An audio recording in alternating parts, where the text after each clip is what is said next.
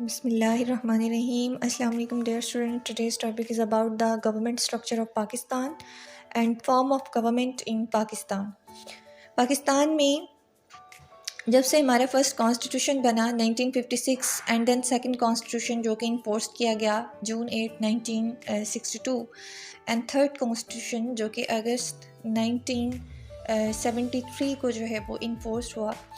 इन तमाम कॉन्स्टिट्यूशंस में we had the federal form of government. तो सबसे पहले एक चीज़ कि दुनिया के मुख्तलिफ़ मुल्कों में मुख्तलिफ़ निज़ाम हुकूमत राइज हैं, जिनमें से एक फेडरल है और एक यूनिटरी फॉर्म ऑफ गवर्नमेंट है। तो what is the difference between the federal and the unitary form of government, इन दोनों को देख लेते हैं। तो सबसे पहले जो है वो फेडरल फॉर्म ऑफ गवर्नमेंट की अगर हम बात करें, A federal system or a federal form of government is a form of government when powers are divided between center and federating units. So what are the federating units in the terms of Pakistan? Pakistan की अगर हम political terms के अंदर बात करें तो हमारे जो फेडरेटिंग यूनिट्स हैं उनको हम प्रोविंसेस बोलते हैं। लेकिन अगर इन्हीं फेडरेटिंग यूनिट्स की हम अमेरिका में बात करें तो इन फेडरेटिंग यूनिट्स को वहाँ पर स्टेट्स बोलते हैं। इन्हीं फेडरेटिंग यूनिट्स की अगर हम स्विट्ज़रलैंड में बात करें तो वहाँ पे इन्हीं फेडरेटिंग यूनिट्स को हम कैंटन बोलते हैं। और इन्हीं की बात अगर हम इंडिया में करें तो वहाँ पर जो है वो क्या बोलते हैं, स्टेट्स बोलते हैं।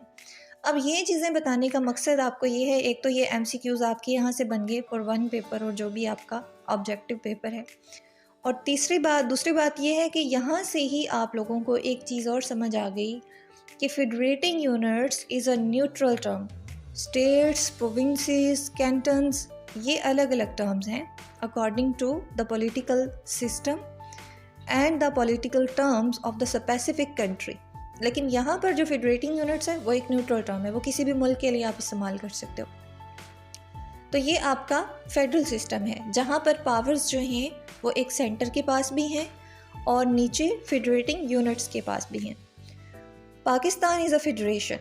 पाकिस्तान में जो फॉर्म ऑफ गवर्नमेंट है तीनों कॉन्स्टिट्यूशंस में फेडरल फॉर्म ऑफ गवर्नमेंट है।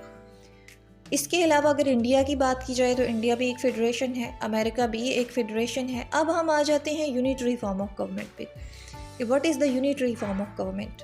तो यूनिटरी फॉर्म ऑफ गवर्नमेंट में power are centralised and centre is more powerful. जब आपका सेंटर मोर पावरफुल होगा देन फेडरेटिंग यूनिट्स, या फिर आपकी फेडरेटिंग यूनिट्स को वो अलहदा से ऑटोनमस पावर्स नहीं दी गई और सेंटर ही पावरफुल है और उससे नीचे आपका लोकल गवर्नमेंट सिस्टम भी चल रहा है, तो फिर आपका ये यूनिटरी फॉर्म ऑफ गवर्नमेंट है। और ये यूनिटरी फॉर्म ऑफ गवर्नमेंट किन मुल्कों में एग्जिस्ट कर रहा है, उनमें से चंद एक ब्रिटेन है और चाइना। ये दो मुल्क हैं। आपको वन पेपर MCQs में ये क्वेश्चन भी पूछा जा सकता है कि जी चाइना में जो है वो चाइना एक फेडरेशन है या एक यूनिटरी फॉर्म ऑफ गवर्नमेंट है, ब्रिटेन एक फेडरेशन है या फिर एक यूनिटरी फॉर्म ऑफ गवर्नमेंट है। तो ये जो दोनों मुल्क जो हैं ये यूनिटरी फॉर्म ऑफ गवर्नमेंट को जो है वो रिप्रेजेंट करते हैं। उसके बाद अगर हम पॉलिटिकल या गवर्नमेंट के स्ट्रक्चर की बात करें, पाकिस्तान के गवर्नमेंट के स्ट्रक्चर की, तो हमारी जो गवर्नमेंट है एक तो ये फेडरल फॉर्म ऑफ गवर्नमेंट है। अब इसके 3 ऑर्गन्स या 3 जो हैं वो इंस्टीट्यूशंस हैं।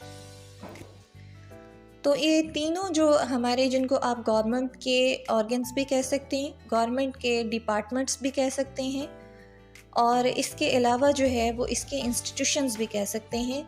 तो इन तीनों को अगर हम देखें जिसके थ्रू हमारे जो गवर्नमेंट का स्ट्रक्चर चल रहा है, तो सबसे पहले इसमें हमारा एक इदारा आता है जिसको हम लेजिस्लेचर कहते हैं।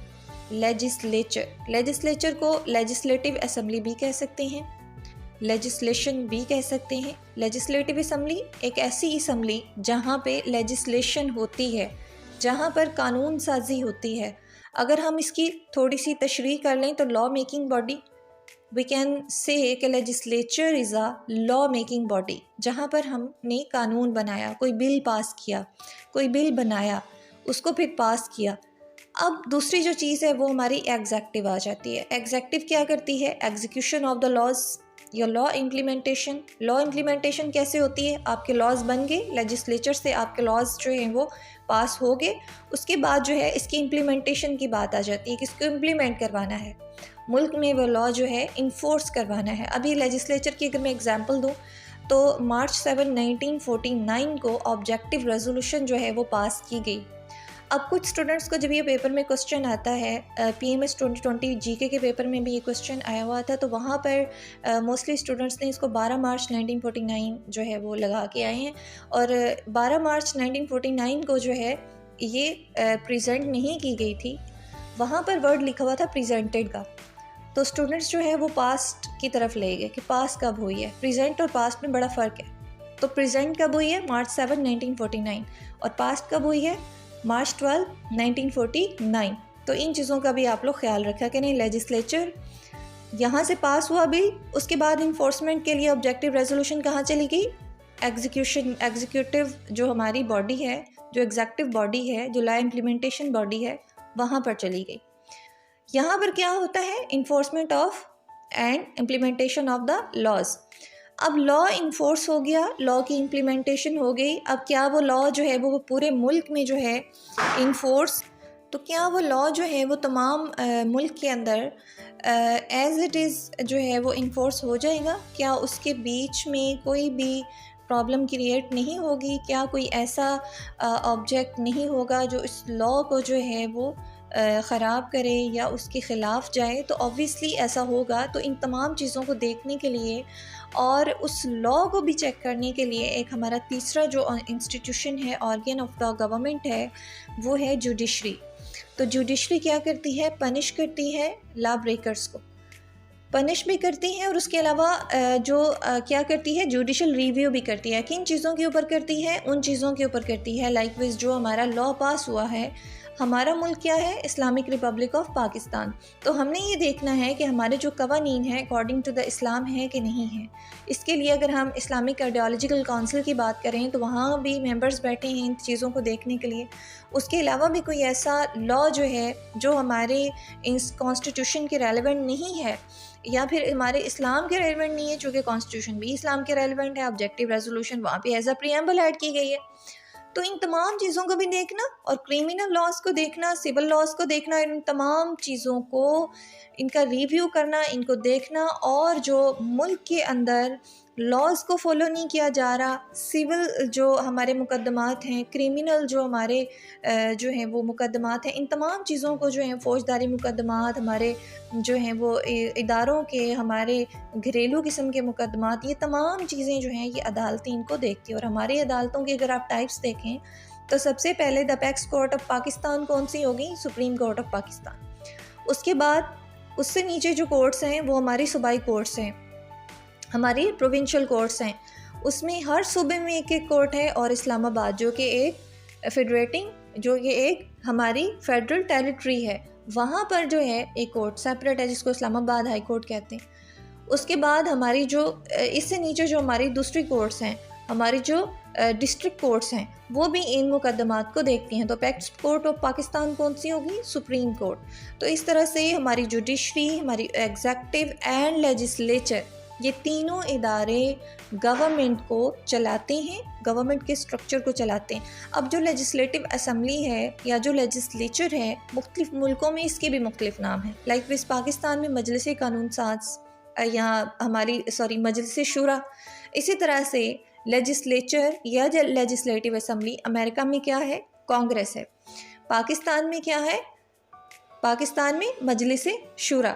तो इस तरह से जो है फेडरेटिंग अपनी जो यूनिट्स हैं या फिर हमारे जो लेजिस्लेटिव असम्बली है उसकी न्यूट्रल जो टर्म्स हैं उनको सेपरेटली याद रखना है। और स्पेसिफ़िक कंट्रीज़ के लिए इनकी जो स्पेसिफ़िक टर्म्स हैं उनको आपने सेपरेटली याद रखना है। तो ये तीन इदारे हैं हमारे गवर्नमेंट के, इनके थ्रू जो है हमारी गवर्नमेंट चल रही है। और जो बेसिक हमारा गवर्नमेंट का स्ट्रक्चर है, जिस फॉर्म ऑफ गवर्नमेंट को हम फॉलो कर रहे हैं, वो हमारा फेडरल गवर्नमेंट है। इसके अलावा अगर हम इसको थोड़ा मज़ीद देखें तो हमारी जो पार्लियामेंट है, जिसमें लेजिस्लेटिव असम्बली और हमारी जो एग्जेक्टिव है, ये दोनों ही आ जाती हैं। लेजिस्लेटिव असम्बली, अब बात कर लेते हैं पार्लियामेंट, एग्जेक्टिव और जुडिशरी की थोड़ा डिटेल के साथ। तो हमारी पार्लियामेंट, जो पाकिस्तान की पार्लियामेंट है, is a bicameral legislature. अब legislature there can be unicameral legislature, bicameral legislature and tricameral legislature, Africa. ठीक है। अगर हम पार्लियामेंट में बाई कैमरल लेजिस्लेचर की बात करें और ये देखें कि पाकिस्तान में कब बाई कैमरल लेजिस्लेचर जो है वो पाकिस्तान में इन्फोर्स की गई, तो ये 1973 में। बाई कैमरल का मतलब क्या होता है? Bicameral means there are two houses of the parliament. Parliament के जब दो हाउसेज होंगे, एक अपर हाउस और एक lower house, we can say कि ये जी बाई कैमरल लेजिस्लेचर है। पाकिस्तान में recently national assembly is a lower house और सेनेट जो है वो अपर हाउस है। सेनेट के 104 मेंबर्स में से 4 मेंबर्स जो हैं वो रिटायर होकर, मतलब हमारी जो सेनेट की KPK और फाटा की मर्जर के बाद जो हमारे सेनेट के मेंबर्स हैं वो 96 रह गए, जिनमें 4 मेंबर्स रिटायर हो गए। अब करंटली जो है 100 चल रहे हैं और 2024 के इलेक्शंस के बाद ये 4 भी रिटायर हो गए, तो फिर 96। ठीक है। अब पार्लियामेंट का जो अपर हाउस है पाकिस्तान में उसको सेनेट बोलते हैं और ये क्या है? Upper house of the parliament. उसके अलावा national assembly is the lower house of the parliament. तो ये 2 houses means the by cameral legislature. 1956-1962 के कॉन्स्टिट्यूशन में पाकिस्तान बाई कैमरल लेजिस्लेचर नहीं रखता था। पाकिस्तान की यूनिकैमरल लेजिस्लेचर थी, मतलब पाकिस्तान के पास सेनेट का इदारा मौजूद नहीं था।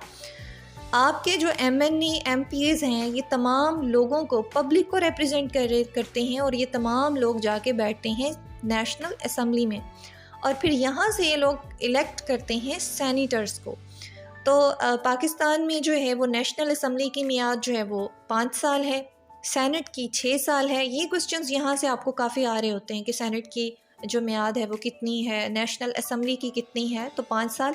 और एक और क्वेश्चन जो तहसीलदार के पेपर में भी इस दफ़ा आया हुआ था कि पाकिस्तान में प्रेसिडेंट को कौन इलेक्ट करता है, तो एक ऑप्शन में था कि नेशनल असम्बली इलेक्ट करती है, एक ऑप्शन में था सेनेट, एक ऑप्शन में था प्रोविंशियल असम्बलीज़ और एक में था ऑल ऑफ दीज। तो इसका जो राइट आंसर था वो ऑल ऑफ दीज था।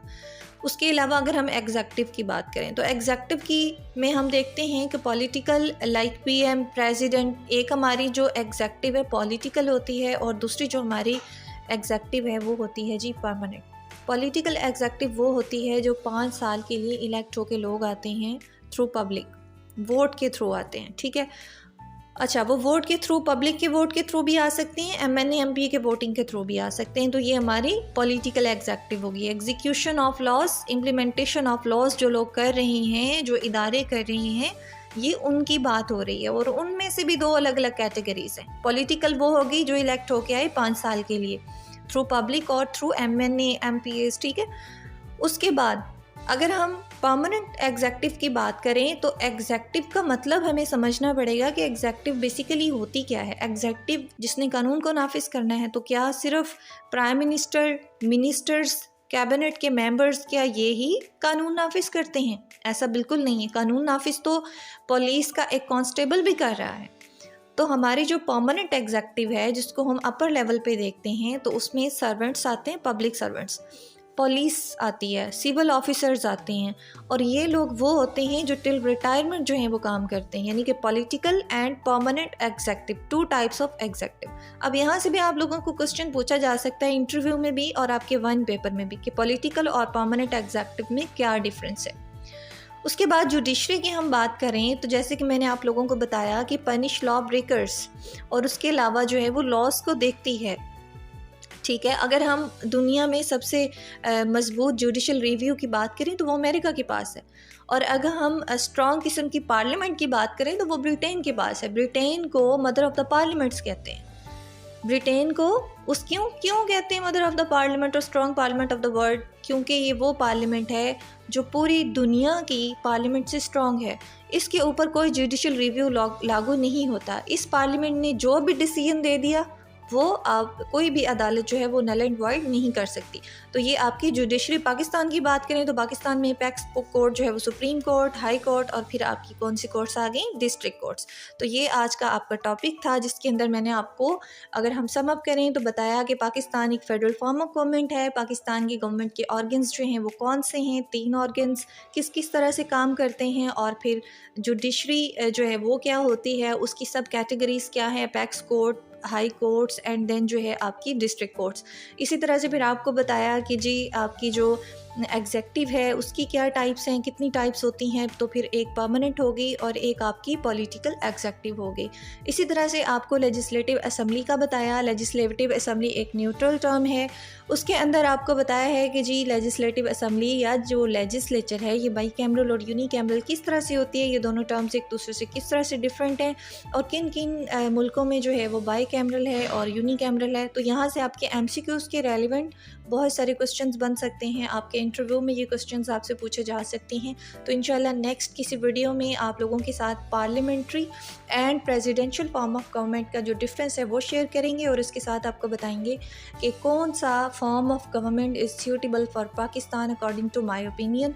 तो आप लोगों की अपनी भी ओपिनियन कोई हो सकती है। नेक्स्ट वीडियो के लिए आप लोग तैयार रहें, इसमें से आप लोग अपने नोट्स बनाएं, अपने जो MCQs हैं उनको निकालें, अपने अच्छे से नोट्स बनाएं, क्वेश्चंस इसके अंदर ऐड करें। अगर कोई चीज़ आप लोगों को पूछनी है तो द ईगल्स एकेडमी के प्लेटफॉर्म पे आके आप लोग जो हैं वहाँ पर हमसे क्वेश्चनिंग कर सकते हैं। अगर आप लोगों को किसी टॉपिक पे वीडियो चाहिए तो वो भी आप लोग जो है उसी नंबर पे मैसेज करके हमें इन्फॉर्म कर सकते हैं। जज़ाकल्लाह जी। अगर ऑनलाइन क्लासेस के लिए आप लोग कांटेक्ट करना चाहते हैं तो दिए गए नंबर पर जो है वो रब्ता कर सकते हैं फॉर ऑनलाइन क्लासेस। और इसके अलावा अगर आप लोग टेस्ट सीरीज़ के लिए रब्ता करना चाहते हैं अपनी प्रॉपर प्लान टेस्ट सीरीज़ के लिए, तो उसके लिए भी आप हमसे रब्ता कर सकते हैं। जज़ाकल्लाह। अल्लाह।